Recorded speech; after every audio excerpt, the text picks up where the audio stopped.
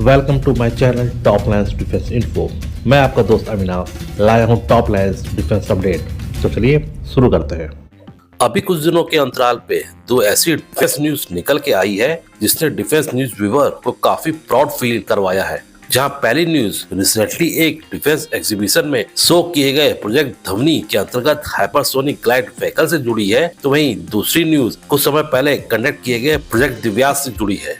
तो जहां पहली न्यूज की बात करें तो चाइना के बढ़ते डिफेंस एक्सपेंडिचर और इंडिया के ऊपर हावी होने की मंशा को लेके 1983 में इंडियन गवर्नमेंट ने 5 ऐसी मिसाइल को डेवलप करना शुरू किया था जो जरूरत पड़ने पे चाइना के साथ साथ पाकिस्तान के खिलाफ भी यूज किया जा सके।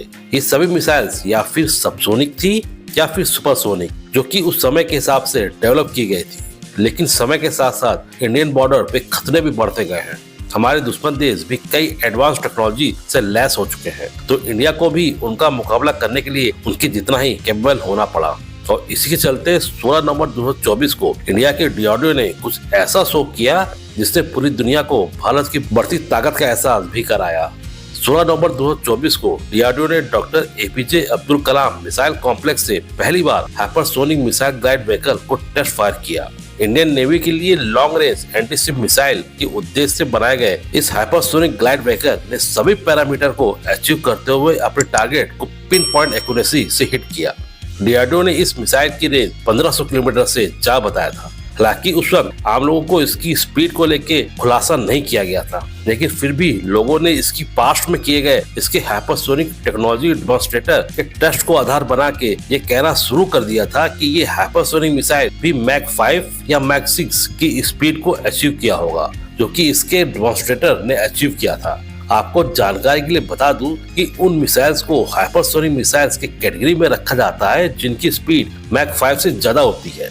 लेकिन रिसेंटली एक ऑफिशियल पोस्ट के जरिए डीआरडीओ ने अब इसकी स्पीड का खुलासा कर दिया है। डीआरडीओ ने बोला है कि 16 नवंबर 2024 को टेस्ट किए गए इंडिया के पहले हाइपरसोनिक ग्लाइड व्हीकल ने मैक 6 की नहीं बल्कि मैक 10 की स्पीड को अचीव किया था। डीआरडीओ के इस खुलासा करने के बाद कई देशों के लिए ये अचंभे से कम नहीं था कि इंडिया इस हाइपरसोनिक टेक्नोलॉजी के ऊपर इतनी प्रोग्रेस कर चुका है। अगर मैं इसको एक आसान भाषा में बताऊं तो मैक 10 की स्पीड का मतलब 1 सेकंड में 3.37 किलोमीटर को कवर करना है या फिर 1 घंटे में 12,144 किलोमीटर तक जाना है। हालांकि इंडिया से भी पहले कुछ और देश भी प्रूवन हाइपरसोनिक सिस्टम को डेवलप कर चुके हैं, जिसमें मुख्य रूप से रशिया की फेमस किंजल जो कि मैक 10 की ही स्पीड से चलती है, तथा चाइना का DF-ZF हाइपरसोनिक ग्लाइड व्हीकल जिसकी रफ्तार मैक 10 से मैक 12 होती है। डीआरडीओ द्वारा इंडिया की इस हाइपरसोनिक ग्लाइड व्हीकल के ऊपर काम काफी सीक्रेसी के साथ किया जा रहा था और अब इसकी सक्सेस के साथ अब जल्द ही ये उम्मीद लगाई जा रही है कि इसका इंडक्शन इंडियन नेवी के फ्रंटलाइन वॉरशिप में करा के पाकिस्तान और चाइना के खिलाफ एक मजबूत डिफेंस तैयार किया जा सके।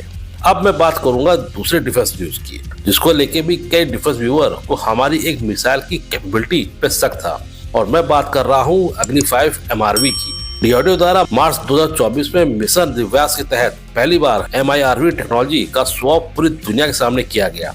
कुछ नए व्यूअर्स जिनको MIRV का मतलब नहीं पता है उनको बता दूं कि MRV को multiple independently targetable re entry vehicle भी कहते हैं। इनके अंतर्गत एक ही मिसाइल अपने साथ कई न्यूक्लियर वॉरहेड लेके चलती है और हर एक वॉरहेड का टारगेट अलग अलग लोकेशन होता है। जब ये मिसाइल अपर एटमॉस्फेयर पे जाके वापस अर्थ के एटमॉस्फेयर में आती है तब इस मिसाइल के अंदर रखे सभी वॉरहेड इससे अलग हो जाते हैं तथा प्री डिफाइंड पाथ को फॉलो करते हुए अपने लक्ष्य के ऊपर जाके ब्लास्ट हो जाते हैं। इस तरह के MRV टेक्नोलॉजी का फायदा तब मिलता है जब एक ही मिसाइल के खर्चे पे कई वॉरहेड्स को दुश्मन के ऊपर गिराना होता है, और अगर दुश्मन इस मिसाइल को हवा में ही खत्म करना चाहता है तो उसे कई डिफेंस सिस्टम का यूज करना पड़ेगा, और इसके बाद भी इसकी कोई गारंटी नहीं है कि वह सभी वॉरहेड्स को अपने लक्ष्य पे पहुंचने से पहले ही खत्म कर सके।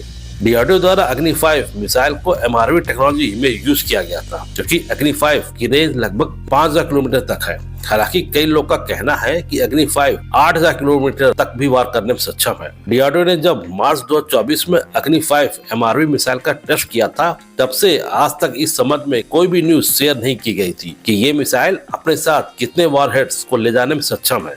2025 में डीआरडीओ ने अब इस सीक्रेट को ओपन करते हुए बताया है कि अग्नि 5 MRV मिसाइल अपने साथ 4 MIRV वॉरहेड्स को ले जाने में सक्षम है। जिसमें हर एक वारहेड 150 किलो टन से 300 किलो टन तक न्यूक्लियर वारहेड ले जाने लायक बनाया गया है। हालांकि यहाँ पे अग्नि 5 रशिया के RS-24 मिसाइल जो कि 6 न्यूक्लियर वारहेड तथा चाइना का DF-41 जो कि मैक्सिमम 10 न्यूक्लियर वारहेड ले जा सकता है, उसके मुकाबले कम है। लेकिन जिस तरीके के चैलेंजेस और जरूरत इंडिया को है, उस हिसाब से एक साथ 4 न्यूक्लियर वारहेड्स काफी हैं। हालांकि ये भी शुरुआत है, शायद भविष्य में जब DRDO अग्नि 5 से ज्यादा एडवांस मिसाइल का परीक्षण करे तब इसकी वारहेड्स की क्षमता भी बढ़ सकती है। इसी तरह की डिफेंस न्यूज और फैक्ट्स की रेगुलर अपडेट पाने के लिए मेरे चैनल को लाइक और सब्सक्राइब जरूर कीजिए और हाँ, बेल आइकन दबाना मत भूलिएगा।